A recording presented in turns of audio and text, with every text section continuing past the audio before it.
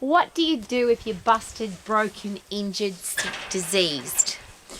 How do you deal with that? How do you cope with it? And of course, at some time in life, it's going to happen. We're going to get an injury. We're going to get sick. We're going to get a runny nose. Something's going to happen. If it hasn't already, it probably will. And if it hasn't, congratulations. But it will, and how do you deal with it? So my little puppy dog, Judo, she's just been to become a little puppy dog that can't have babies. And she's got stitches and she's got a bucket on her head, and it's been a really complicated process for my little girl because she likes to run around, she likes to go swimming, she likes to play with the 4 other dogs, and at the moment she's got to be stuck inside, don't you, darling? Yeah, it's not very nice to be stuck inside with the bucket on your head. So how do you deal with it? And the other interesting thing at our house, good girl, sit down, good girl, you're such a good girl. I have an elite athlete husband who's fights at world championship level on a regular basis, but he does judo and taekwondo and kickboxing, and they're all very dangerous sports, can cause injury, and they do. Usually when you do martial art, it's not if I get injured, it's just when. So how do you deal with that? Yes, my darling girl. See, she's very excited with her little bucket on her head. She's handling it very, very well. Do you know why? Because she's got a positive attitude.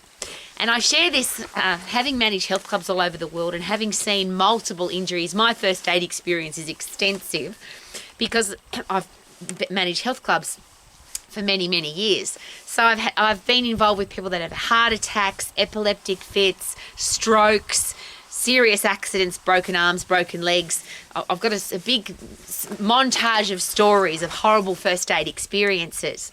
And of course, with the martial arts, every time we go to an event, there's usually somebody that gets injured. It's very rare to have an event where nobody gets injured. I've been involved with rugby league, for example, one of the most toughest sports in the world. That is a really tough sport, and most rugby league players have got an injury or they're carrying an injury. The reason I'm asking the question is there's 2 ways to handle anything, positively or negatively. You can get angry about something, or you can be thankful for it. Now, people say, Rowie, how can you be thankful for being injured? Well, how do you appreciate not having an injury if you've never had one? How do you appreciate being healthy if you've never been sick? How do you appreciate daytime if you've never seen nighttime? How do you appreciate winter or summer if you've never had the opposite? That's my attitude to all of those things. Now, I don't like being injured. But because I am a fit, healthy, strong person who hikes, and I have a very big garden that requires a lot of work, I've been an exercise professional all of my life, I've had multiple injuries. And every time I have an injury, I'm thankful for it because it makes me realise how awesome it is to have a body that works. The next part of that is, yes, be thankful for it rather than angry about it. The next thing is, if you've got an injury, you can't change it. You can't, oh, I wish I didn't do that. I wish I didn't step there. I wish I didn't pick that up. I wish I didn't do that activity. Well, you did. You can't change the past. So the next thing you have to do is accept that it happened. You can't change it.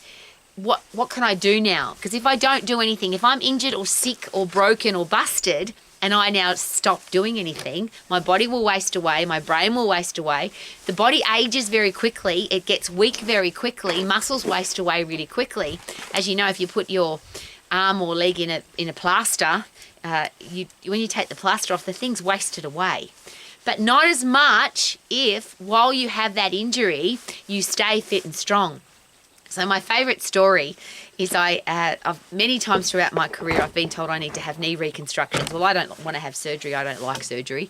So I stay out of the surgery as much as possible. So I've never had a knee operation, but I've been told many times that I need one. So at this particular time I had a very bad knee injury. And because I had a sore knee, it was difficult to walk, and I tripped over and banged and crushed my elbow. So I had a really injured elbow and a really screwed up knee. So I got on the cross trainer because I refuse to be inactive. I know what happens to a body that's inactive. So I used one arm on the cross trainer and one leg on the cross trainer and still stayed very, very fit. Now the beautiful thing when you're injured or you're sick, if you stay fit, if you stay strong, you'll be able to fight that thing more effectively. Now, there's a big argument, and I hear this argument all the time, oh, but your immune system needs to have a rest. Your immune system needs to help your body recover, so you shouldn't do anything. Your body shouldn't be exercising while you're trying to fight a sickness or a disease or an injury. And that's a choice, of course. But what I've seen, and I'm a very old lady who's experienced lots of, I don't get sick in fact, I can't remember the last time I was sick, but definitely been injured many, many times. And I see what happens to people, and this is the worst thing that happens. Most people, when they get injured, they stop altogether. We see this at martial arts all the time. Somebody gets an injury and you never see them again. They either get scared or they just get out of the habit of coming. The human body needs to move. If you don't move it, if you don't keep it strong, if you don't stay fit, your body will waste away. You'll get old really quick. You'll get fat really fast. You'll have more chance of injury. You'll have a slow metabolism. Your brain gets rotting and all rotted up, and you get depressed and anxious, and things are just horrible. So regardless of what's going on in your life, the most important things to maintain your strength and maintain your fitness: mental toughness, mental strength, and physical fitness and physical strength. Surely that's just common sense and obvious. So if you haven't got an injury, may you never get one. If you've got one at the moment, here's a great thing to do. Positive attitude doesn't fall out of the sky in a pretty pink box, obviously. You've got to create it. So watch funny movies, watch comedians, read funny stories, use positive words. When somebody says what happened to you, and I use this all the time because I've always got cuts and bruises, and sometimes I'm limping and sometimes I can't lift things, and I always say the same thing: I've had this amazing experience and my body is recovering from that amazing experience, and I'm really enjoying the process. Little Judo, who in a few days will be over all of this challenge, won't you, darling? This bucket will be off your head and you'll be all sorted. Yes. But in the meantime, she's got to keep the bucket on. But she's got a positive attitude. She's in the fresh air and sunshine. We laugh a lot, and we cuddle a lot, and we stay positive. So regardless of what's happened to you, or if something happens to you in the future, maybe keep that in mind. Be thankful that it happened. Focus on the outcome, which is, of course, I'm going to recover from this. Of course, I'm going to get better. But I'm going to give you the worst case scenario. There are some people that are diagnosed with an injury or a disease and they don't get better. So they become a paraplegic or a quadriplegic, or they are diagnosed with a disease they're going to die from. I can't imagine what that's like, but I've worked with, dealt with, experienced that with many other people in my life. And here's the most exciting thing for me. The people that I know that have been diagnosed with a killer disease, a terminal illness, there's two ways of handling that. You can fall apart, stay in a hospital and die, or you can live your life to the max, because now you know how long you've got. The really interesting thing is, a lot of people, I've experienced this so many times, where people have been told you're going to die in 6 weeks, 6 months, 6 years, and 60 years later they're still alive because they didn't buy into that diagnosis. You get to choose your headspace. So if you get an injury, could you be thankful for it? Yes, you could, or you could be negative. That's a choice. Could you watch and listen to miserable, horrible music and listen to negative people and all the bad news? Yes, of course.